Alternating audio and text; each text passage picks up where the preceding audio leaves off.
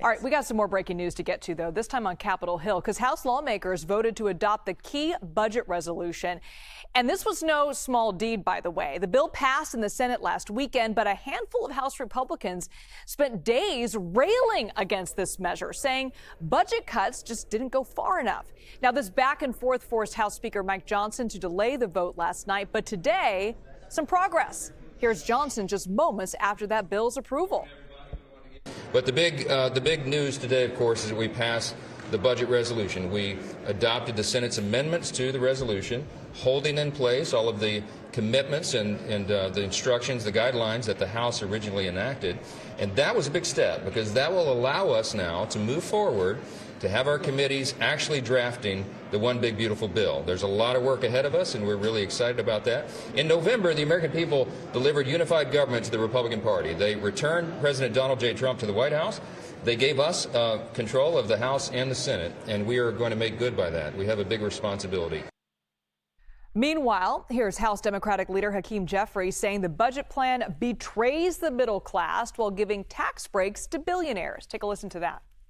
We'll continue to make clear that we are not going to provide a blank check to Donald Trump and extreme MAGA Republicans to enact massive tax breaks for their billionaire donors like Elon Musk, while at the same time using that blank check to try to slash healthcare programs like Medicaid and literally take food out of the mouths of children by enacting the largest cut to nutritional assistance in American history. Those are the top lines. We've been very clear, public, and transparent about it. And the ball is now in the court of the Republicans who claim some big mandate when we know that it does not exist.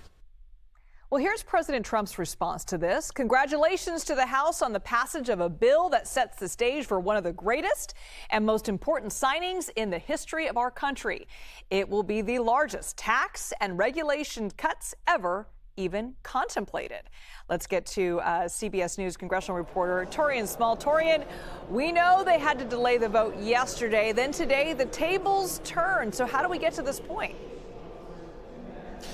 So we saw in Speaker Johnson's press conferences throughout the day, and he held many, he said that he decided that instead of taking this to a floor for a vote yesterday and ultimately facing defeat, he would hold on to it so he can continue with negotiations. He and other members of leadership talked with members of the Freedom Caucus to see if they could buy into the idea that even though it isn't explicitly written into the Senate budget resolution, they could get behind the idea of including $1.5 trillion in cuts or savings, as he put it in his press conference, that would come through how they build out this bill. That's going to happen over the coming months. But ultimately, this is just a framework that they could use to work with and ultimately push forward Donald Trump's very aggressive legislative priorities. What we did see from this was two Republicans defect from the party. That's Thomas Massie of Kentucky and Victoria Sparks of Indiana.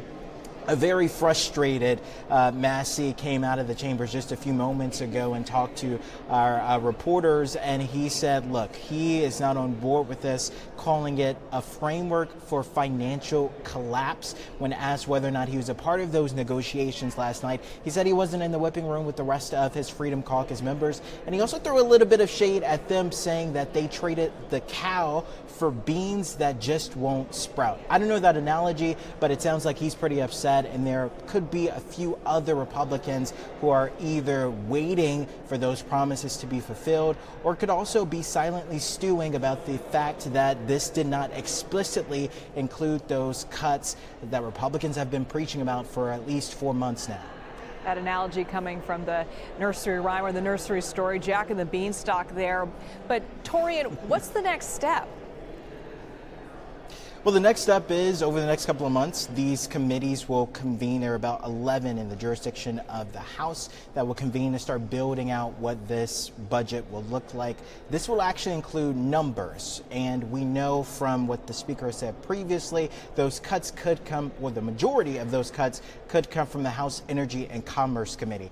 That panel oversees quite a few safety net programs like Medicaid, like Social Security, which is why Democrats are sounding the alarm on potential cuts to that program. When pushed on that, Speaker Johnson said, look, we're not looking to cut any benefits from Americans who are enrolled in this program. We're looking at whether or not we could weed out fraud, waste, and abuse from that program list. Taurean Small, thank you so much. Live for us on Capitol Hill.